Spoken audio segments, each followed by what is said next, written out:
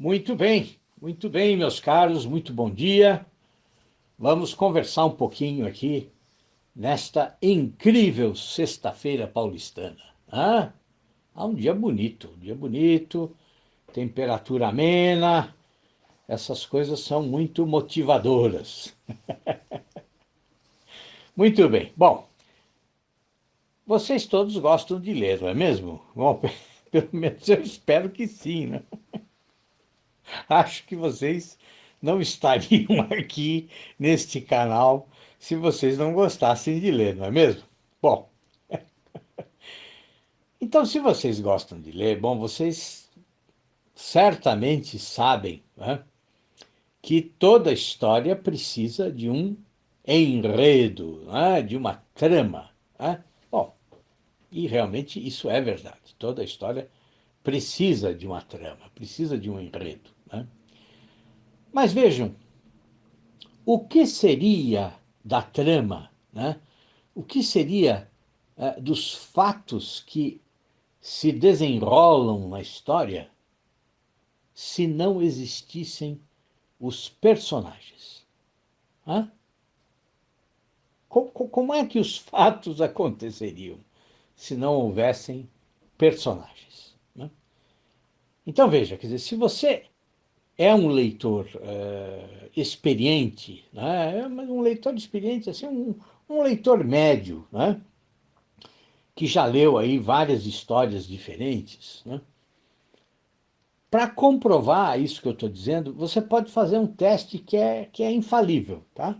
Esse teste é um teste assim perfeito para você verificar a importância da personagem, tá? Bom, antes disso, uma observação importante, vejam que a palavra personagem é um substantivo de dois gêneros, tá? De maneira que você tanto pode dizer a personagem como o personagem, tá? Bom, mas vamos falar do teste.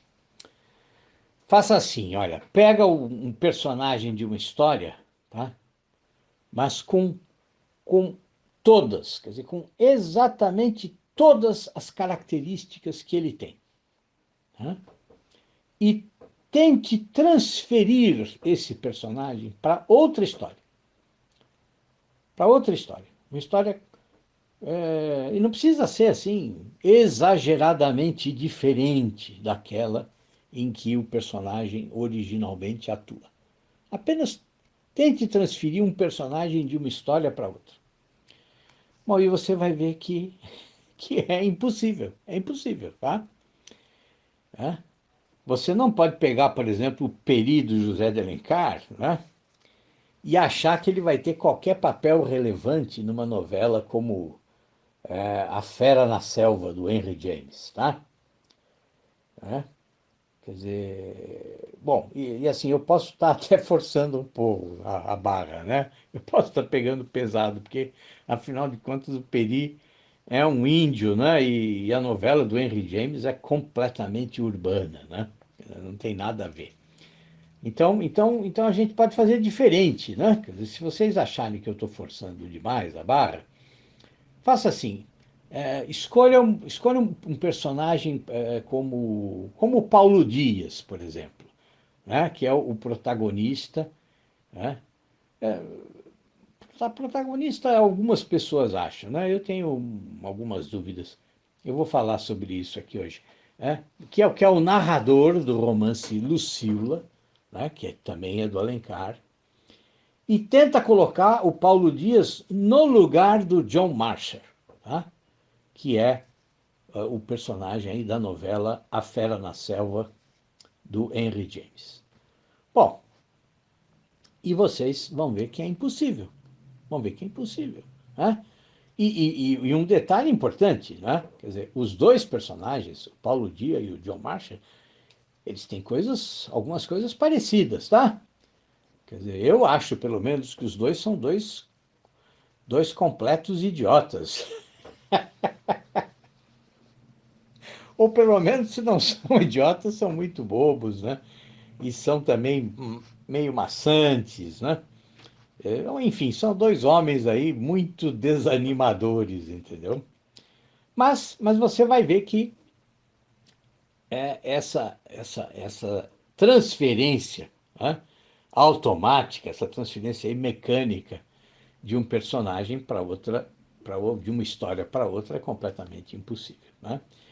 E é impossível por quê? Porque o que marca, né, a ação, o que marca o movimento da história é a psicologia, né? É a decisão, as decisões que o personagem toma diante de cada nova situação, diante de cada novo problema, de cada novo desejo, de cada novo conflito, né?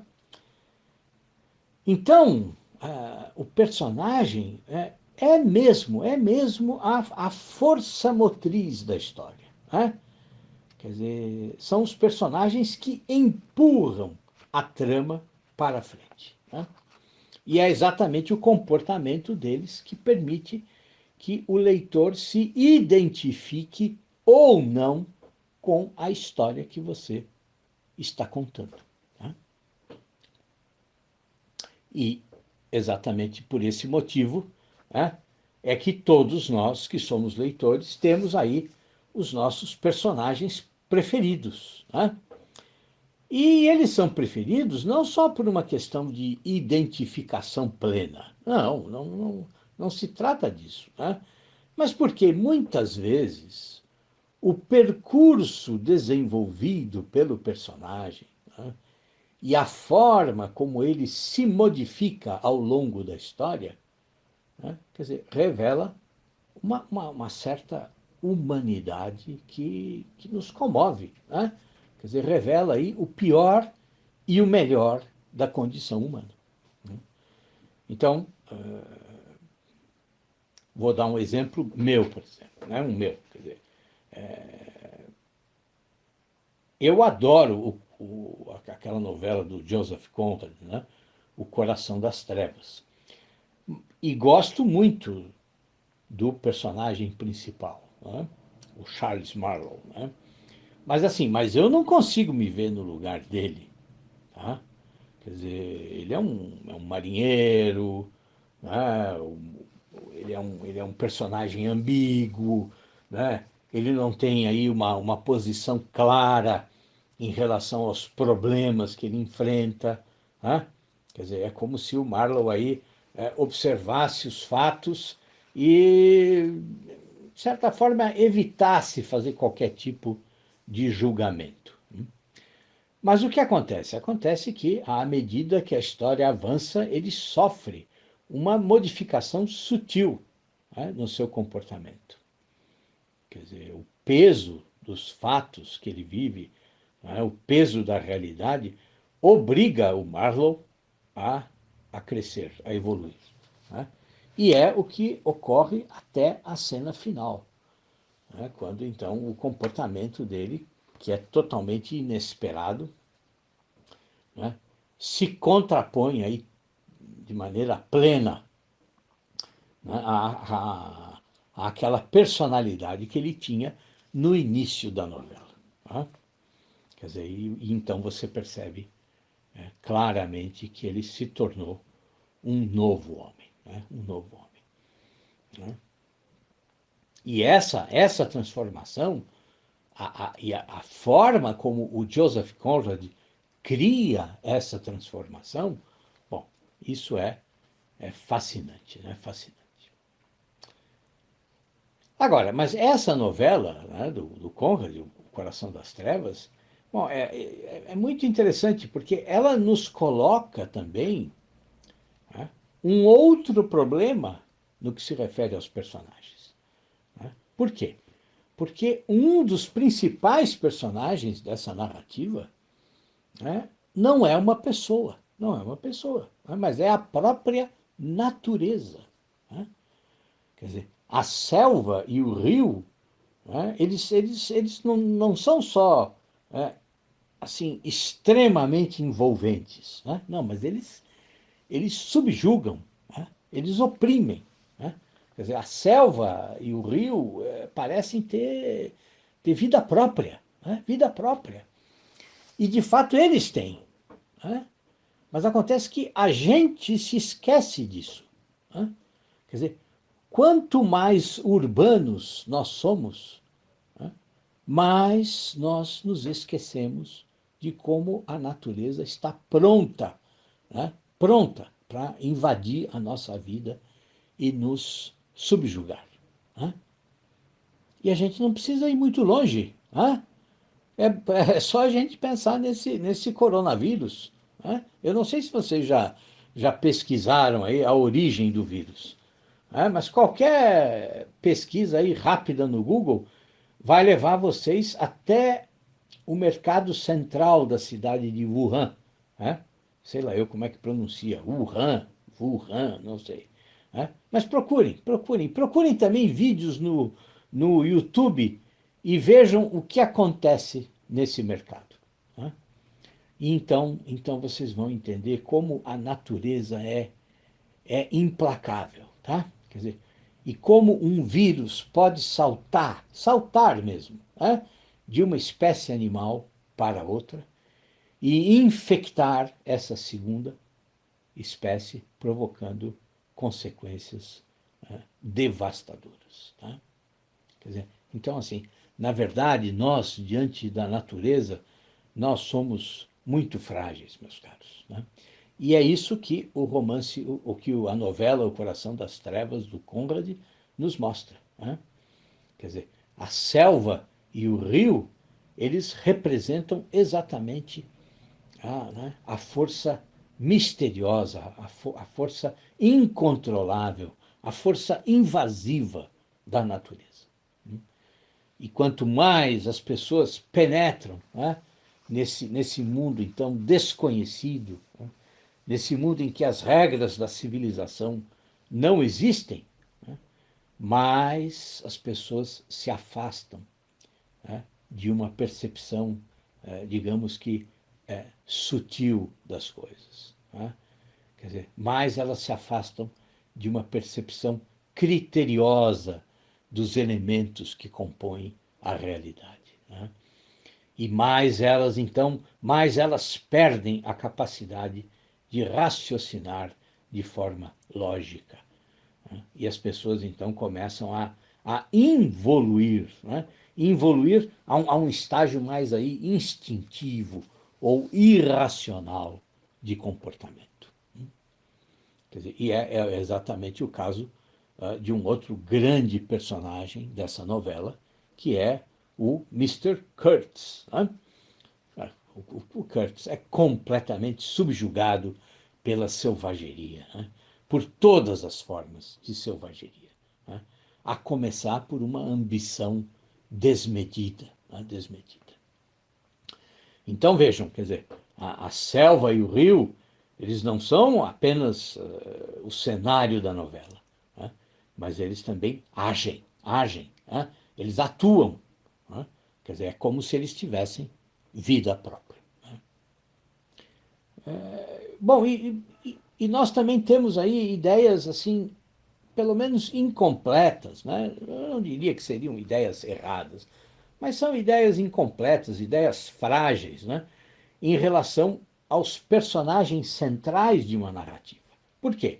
Porque a gente costuma acreditar, né, que o protagonista é aquele que se impõe, ou é aquele que dita as regras, né, dentro da história. Né? Mas essa é uma visão muito simplista, né? Muito simplista. Quer dizer, se a gente voltar aí para o romance Lucília, do Alencar, né? Quer dizer, prestem atenção no comportamento do Paulo Dias, né? Que é o narrador. Bom, e vocês vão ver que ele, na verdade, apesar de muita gente achar ele como que ele é o protagonista, né? Na verdade ele é submetido do início ao fim pela personalidade doentia da Lúcia. Né? Quer dizer, o Paulo Dias é tratado como protagonista só porque ele é o narrador da história. Mas o fato é que estar no comando da narrativa não significa estar no comando dos fatos. Né? Então, o Paulo Dias, né, ele se mostra aí imaturo desde o início, né? E lentamente o que acontece? Bom, lentamente ele se converte aí num fantoche da Lúcia, né? Um sujeito servil, obediente, sem vida própria, satisfeito lá no seu papel acessório, né? E submisso, né? E o que acontece? O que acontece é que esse comportamento dele transforma a Lúcia, então, na verdadeira protagonista, né? Mas vejam, o, uma protagonista que se mostra também confusa, né? Quer dizer, e que se mostra dividida, né? E subjugada pela culpa, né? Subjugada pela culpa. Então vejam que o mundo dos personagens, né? O mundo dos personagens é exatamente como o nosso, né? Quer dizer, nem sempre o que nós vemos é o que de fato está acontecendo.